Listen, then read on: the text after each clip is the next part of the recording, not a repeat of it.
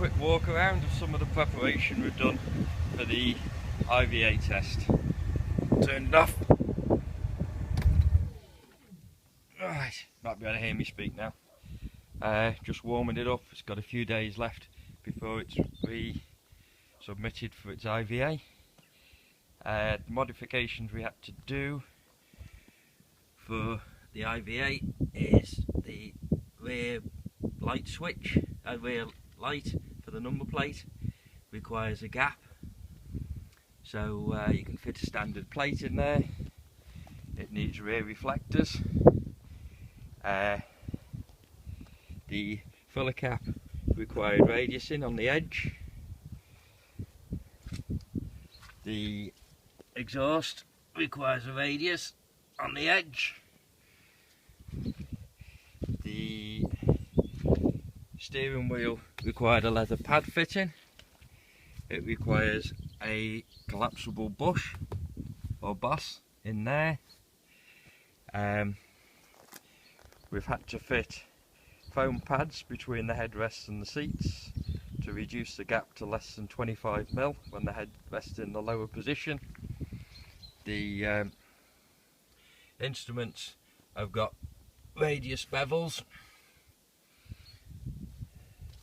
All the switches are flush fitting Savage switches. The mirrors radiused edges. The bonnet catches have the caps fitted with the radiused edges over the keyholes. The side vents got rubber strips fitted, so the safe edges. Side repeaters require fitting for the IVA. The tyres have to fit behind the wheel arch. I had to remove some spacers and then restrict the steering lock. The indicators are half blanked out so that the light is only emitted from the top half, 350mm from the floor. There's a diffuser wing in the radiator grille to reduce the aperture size for the IVA test. On the other side, I think we've probably covered most things now.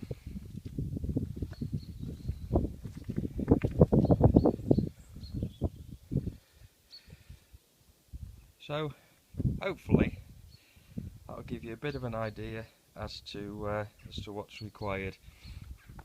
The rear lights I've fitted all got nicely radiused edges on the reverse light and the fog light.